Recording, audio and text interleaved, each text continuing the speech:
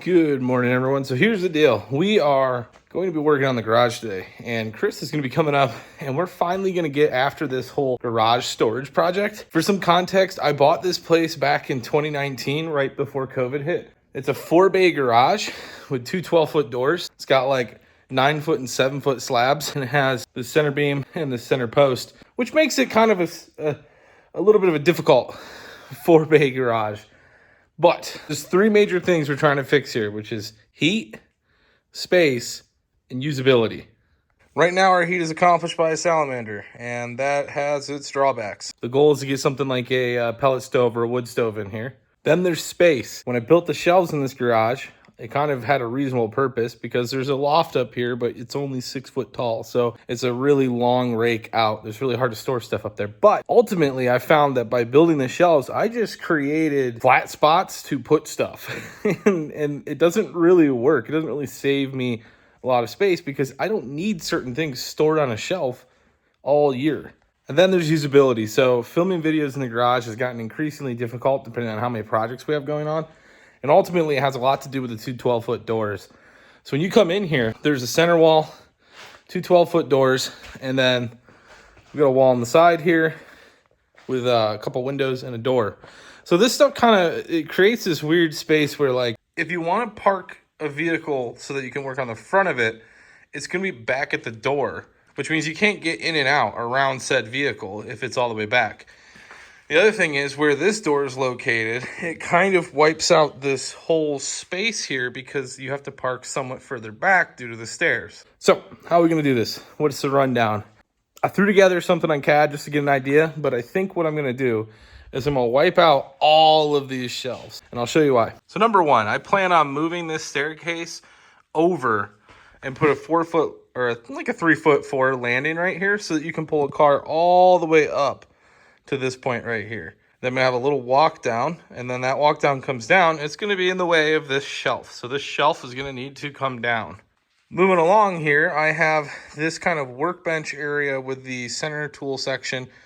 This thing has been kind of a useless space for the most part because the workbench is locked in by these two shelves. So you really can't do a lot with it. So my plan is, because that window is broken out anyways, is to put a stove in right here and vent it right through this window and then clear this space out. And then last but not least, this wall of shelving over here takes up 2 feet. So I have to park the vehicles back. If I get rid of this, I can then put some of my tool storage against the wall, which is going to get rid of a lot of this stuff you see over here. And then I'll be able to pull the vehicles further in, which will allow me to use space behind the vehicles. Now, the interesting part of all this is I'm trying to do this on literally no budget. So I built all these shelves.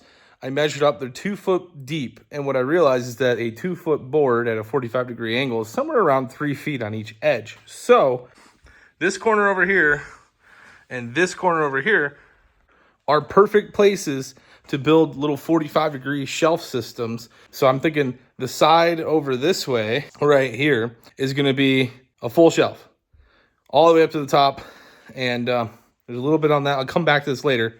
And then this side right here, we'll do like a little workbench, like a little station, right? Now, when I built these shelves, I wanted them to span a long distance, so I used a 2x4 to be kind of my main structural support here. Problem with that is this is 1 foot shelf spacing, and you can see that everything is tucked up underneath it because it's on top of a 2x4. By maintaining that like 3 foot-ish side to side and then 2 foot depth of a 45-degree shelf, I can just use the plywood runner. Like, it'll be strong enough from the side support that I can use the 7/16 plywood and save like 3.5 inches of depth per each shelf. This means salvaging all the screws and pulling the boards basically from the shelf system as it exists and just kind of building it down while we build up the other shelves. Now, I am waiting for Chris to get here. He's going to help out with this, and hopefully it's going to make that process a lot easier. Unfortunately, it's probably just going to blow the garage apart while we're doing it. So hopefully we can build at least one shelf so that we can move a lot of the stuff over. I think the stair change is going to be the last thing I do. We'll start with the shelving area in front of the two Mazdas. That being said, I got to get some heat running in here so we can actually stay motivated, and then fingers crossed that this all goes relatively smooth and nothing collapses. The shelves are built super sturdy, but they're built like very irreversible. So we'll see how that goes. Also, hopefully nothing catches on fire because everything is literally covered in sawdust. All right, so first things first, gonna clear out this corner here, get everything kind of just shoved out of the way while I work on this, and get it jacked up, move this giant drill press and stand out of the way, which has been kind of hogging up space in this corner since I've had the garage. It really hasn't even worked that well for the space that it's in, so getting all that cleaned up. All right, so got that corner knocked out so we can start building up the shelves in there. Now, I've done the measurements here, and so it should be about 2'10" is the linear length along the wall. So it'll be 2'10" this way, 2'10" this way, and that's going to be our 2 foot depth. So to get things started, I'm going to grab a couple boards, spare boards that I have, cut them to that 2'10", and see if I can get them stacked in there so that I can start working on the elevation for this one. Because the height here, this one's going to be a workbench because the electric box has to be exposed. So I'm going to have a workbench height, and then I'll probably have one up above to kind of finish that off. And then the rest of it will be shelves up and shelves below. Now I went back and forth on how I wanted to frame this because at the end of the day, I want the least interference with the shelves. So I was trying to build like a strong beam where needed, and then where not needed, just mitigating as much as possible. So when it comes to these side supports for these shelves, it's easier to just build a side support on the wall and know that those two walls are going to provide support, and then worry about whatever the centerpiece is that's going to cross that. Of course, you need some sort of rigidity there if you're going to do any kind of work on it, but I started with the back post first. All right, so next up, just going to frame the rest of this thing, start working on building that shelf. Pretty simple on this side, just have to dodge that box there. So you're going to have a 2-piece support over here with a 2x4, just cutting it short enough out of the scrap I have to fit between the wall and the pipe, and then a little extension on after that. Then we had some leftover 3/4 inch plywood. I thought that would make a good countertop, so to speak. So made the simple cuts there. Went over and got this thing test fit. It fits pretty good, but obviously I have to notch it out here for the electric box. So got the jigsaw out, made a crude notch. This actually took me like 5 tries. Okay, we got the first one done right as Chris is showing up. He's backing in right now, like a madman. But he's here now, so we'll see what that does. Okay, so now that Chris is here, we're gonna start pulling everything off of the shelves on the right side of the garage, running it upstairs, and then see where we're at after that and how exhausted we are. So with Chris here, we could hit like the biggest task, which is moving everything off of these shelves, taking it upstairs. For now, we're just kind of loosely throwing it on the floor up there, but there's a plan later for that. We just have to get there in the first place. So a lot of running up and down here. Chris definitely is a go, go, go. So tons of help for moving this stuff. We got pretty much these top 2 shelves cleared off pretty quickly. And this is the kind of thing I love about working with Chris. Like I said, he's just so go, go. And it's like he can only come up for a couple hours sometimes, and it just seems like we get so much stuff done. So helps kind of motivate the process and get things moving. So before we do that one, so yeah, you want to crawl up there? Yeah. Chris is going to crawl up onto the shelves and take off the other side. Man, I'm gonna be crawling. Look how good How my... did you do this? Huh? How did you do this yourself? Dude, it was a lot of work. It took me like quite a while. Well, okay. To just hold the top piece in place, you didn't need 400 screws, or Listen, it's used like probably like 20. Okay. Nah, it's One in the middle. I just wanted to be strong, you know? So I know you have an engineering mind, but this is over engineering. I was engineering it for this process. No, It needed to be able to hold a Okay, human to take it apart. But hear me out. One screw in the middle will only hinder progress if you want to take it apart. It won't add any value otherwise. It may buckle up. I don't know. Okay. Was that everything? Are they on the back? Like, did you get the line along the back wall? Let's find out. Sure doesn't look. Looks like there's one all the way down there. Orin. I feel like that scene in Die Hard. Yeah. Bruce Willis is crawling through the fence. Yeah. Oh, wait, I did miss one. It's just covered in rat shit. That's why I couldn't find it. It's covered in rat shit? Mouse. Mouse. Yeah, I've only ever seen mice. Mouse. Sometimes when I come in here at night and turn the lights on, I hear scurrying. Okay. Get back into some P90X yoga. It does kind of seem stupid that I'm disassembling this thing that's supporting me. That's like scaffolding. You ever see those videos of people on like 400 foot of scaffolding and they're like taking it apart and you're just like, oh, you're on it. Oh, there's a fly up here, but it's too cold, so it can't escape me. I'm just touching it. There's just like a silent crunch. No, I'll let it survive. Live out the rest of its days in agony. Okay, we're splitting up. Chris is going to start taking those rows off. I'm going to start cutting these to our shelf size. So what kind of controls this whole thing I'm doing is that these shelves were cut like 2 foot deep and they're maybe like 6 feet long, something along that line. Well, you can just mark off 2 foot and 4 foot and cut this triangle out of this shelf.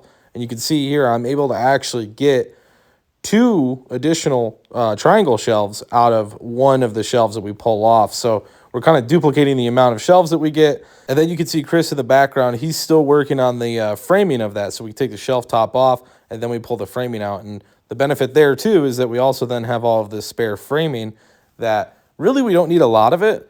Most of this structure is being accomplished with just the plywood for the shelf. But so we're getting a ton of additional framing and that's going to apply later upstairs in the garage. But we're not going to get to that yet. We still got some figuring out to do there. But in the meantime, you can see I'm going back through, cutting off some of these 45s since it's got to sit flush to the wall and getting these braces ready. Okay, we've got our board here. This will end up being a support for the shelves above. So we'll put it across here. I just got to measure out the 2 foot 10, put a line, and then go from there. Okay, so we're going to be framing this upper cabinet a little bit different. I'm going to set the frame back a little bit so I can have a forward board. It's going to act like a header. That way we can carry the load down into that board and use the full height of the 2x4 rather than using the weaker direction when it's laid flat. But otherwise, same deal, get the wall side supports in first. Okay, it's a few hours later, back out here. It's cold, I'm going to run the heater again. And for some reason, I'm wearing shorts and boots. Don't make fun of me. I didn't feel like putting jeans on, but just gonna see if I can finish up this first shelf. The idea is I'm gonna use this type of board for the remaining shelves moving up there. I'm not gonna use a header on everyone. And my reasoning behind that is I wanna be able to have as much clear height as possible. We built a header here so that we can, if need be, put some vertical braces all the way up that'll all load into this header board, which will transfer out to the sides. Otherwise, they're gonna have the side support on all of them. So for the next 2 sections, it's kind of rinse and repeat, just getting those 2 side supports cut. Once again, doing a 45 here. I found out my Makita, it's like maxed out at a 45. It is like just barely enough to make that cut through a 2x4. Either way, we were able to get through them. So I got 3 of these cut just to build up those shelves as we go. You can see I cut the same length on every piece there. Then we get up here and we start kind of screwing everything in, moving in at that 1 foot height. Pretty simple measurement there. I didn't want to go too thin above this one because I felt like it's already hard to reach this high. I mean, we're talking like 7 and 8 feet. So I feel like this just kind of made sense. That way it wasn't too compressed above there. All right, got another one cut. Start stacking the shelves up there. Hopefully they fit. This is all kind of loosely cut, so there's some misses here and there, but overall, it's doing what we want it to do. All right, we got our 3 shelves up there. Now here's the deal. Those ones without the header, definitely using the 7/16 or ½ inch. I don't even know if it's ½ inch, but it's definitely got some sponge to it, so any weight on there is going to bring that down. So we're going to cut some 1 foot braces that are just going to run up here down to the center, and that should keep everything nice and supported as it goes up. I can't say I was too surprised by this. Luckily, the fix is pretty simple here, and that's why I went ahead and built that header board anyways. So these 1 foot verticals really braced everything up there and kept it nice and stiff. It's almost 10 o'clock. Gotta get ready for work tomorrow, so I'm gonna go ahead and screw all these down, get the board in, braced, and see what it looks like finished up. Okay. So, calling it here. I actually cut a board off to see what it would look like to have a 2 foot door on it. Let's see, like you could have a door on either side. I don't really know why. Like, I don't know what purpose. It's not much different. It's probably just extra work, but I don't know what I'm going to put up there yet. But it could have some impact on it. The cool part is, I noticed this while I was doing this, the lights, as I mount them, they're going to basically run right off the same outlets that run all the lights. So when I turn the lights on, it's going to turn all of these shelf lights on too. This was a bit of a rabbit hole, trying to get the hinges to work up here. I bought a couple different styles. It's really tough when you're doing like a 45, and I'm not building a cabinet. Like, I think if I was spending the money, I would build like a cabinet more so for the fit and finish of it. But all I'm trying to do is just kind of put stuff in a storage for right now and keep it clean. And I kind of want to have the doors in order to do that. But all this stuff's got a little bit of bow to it. It's all a little bit bent up. It's all a little worn out. It is what it is. You know, at the end of the day, we've got one up here, as you can see. And, I mean, it functions. Like, it opens and closes. Just what we're looking to do. So, I think this will work. I'm using cabinet hinges, and it does take a little bit of effort here. I had to, this is a dummy one, so this is trash anyways. But you'll see I kind of have to notch it. This is way too big of a notch. And the way it mounts is a little funky because this wall, for instance, is bowed out a little bit. So there's a bend here, which it just creates some goofiness. Not a huge deal. I think it's fine. It just needs to be functional. It just needs to work. That's what I'm telling myself. So we'll get the other ones finished up on that one, start putting stuff in that cabinet, and then work on the lower cabinet. This was a weird one. These cabinet doors were like way harder than I expected them to be, mainly because you're mounting it to a 45-degree angle or 135, depending on how you look at it. But so the cabinet isn't working like a traditional cabinet. So like a regular door hinge or a cabinet hinge didn't really work. Once again, I'm doing this with what I had, so I had to kind of trim these in a little bit to use these cabinet hinges, traditional like cabinet hinges for a kitchen. They do have like an auto close snap in them, so that kind of worked pretty well. But once I got them on the right side, everything worked okay. So now we're moving back down to the lower cabinet. So I'm just using a scrap 2x4 here, cutting a 45 at the bottom on both sides, and that's going to rest right on top of my block at the same height as a 2x6 is. You can see here what this is going to do is it's going to create that flat section that'll be able to brace everything up to. So got the board cut out there, and you can see pretty simple fit, right? And in this case, I don't need a ton of load bearing, so it can hold that board pretty well. So then for the upper board, once again, another scrap 2x4 from the shelves, got the 45s on it. And I kind of don't need this one. In the same way I didn't need the one below it to hold a lot of weight, I don't need this one to hold a lot of weight. Now, it is a workbench, so I would think you'd want it a little bit stiffer. But at the end of the day, it is going to be supported by these side braces that I put in on each wall. So I'm really just trying to make this as level as possible. Just use that to kind of secure the front edge of the worktop there. And it worked out pretty easy. Just got a couple screws in there. And then I didn't need to go crazy with these side supports, right? They just need to secure that flat section, that triangle shelf that's going to go on there. So pretty simple process. Now, keeping that same mentality, I'm going to go ahead and put a center section in on this one. I think partially just for the aesthetic with the doors, and then also kind of the same idea there, just creating a little bit more strength in case I ever leaning on that table or putting something heavy right in the center section of that. I don't want to bust through or break something on that. So I think this is really, like, at this point, it's kind of overkill, but it serves a purpose. Okay, I mounted this backwards again, so it still won't shut. So I'm gonna change out the handles here, put them on the other side. Hopefully this thing actually shuts. Now we got ourselves a magnet here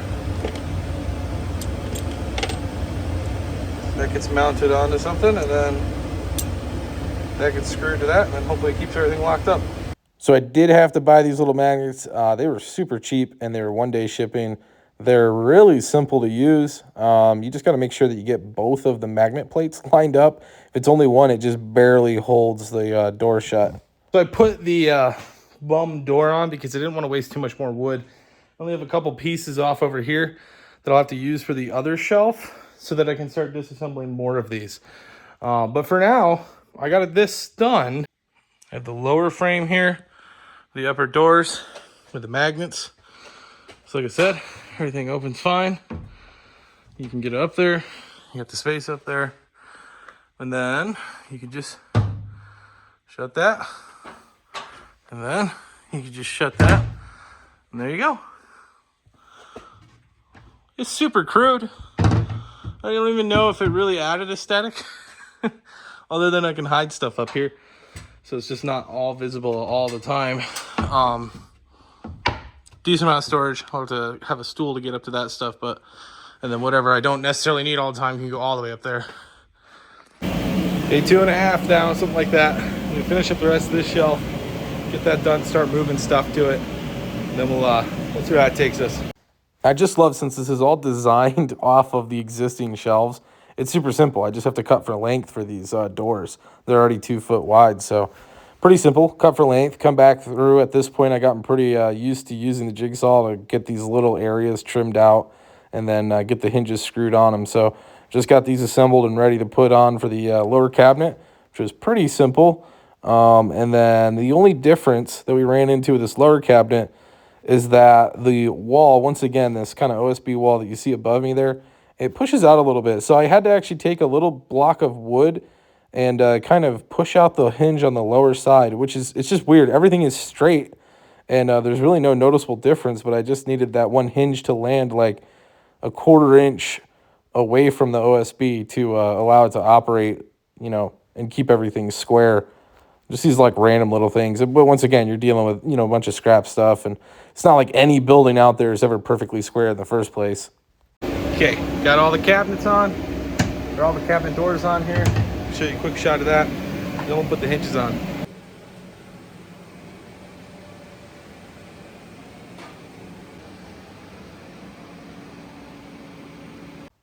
Now for the handles, I had some handles that I bought off of somebody like, I don't know, 3 years ago.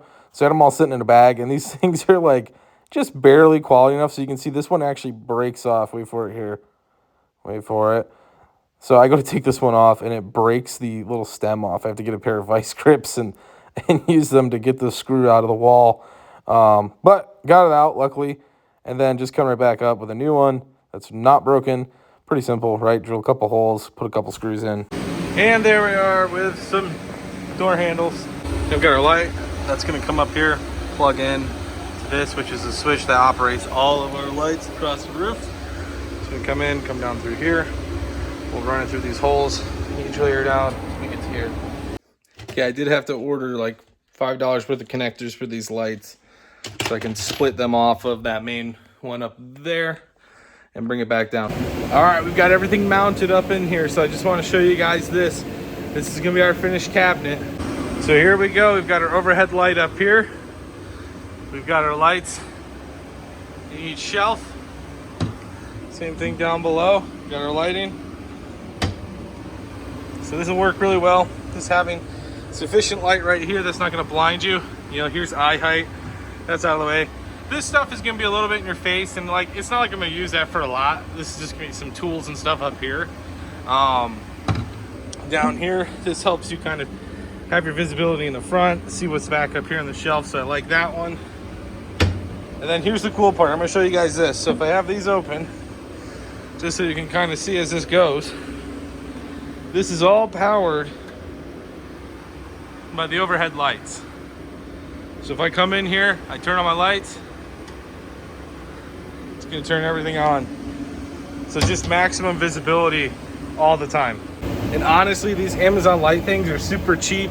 They just work really well. They get you the light that you need.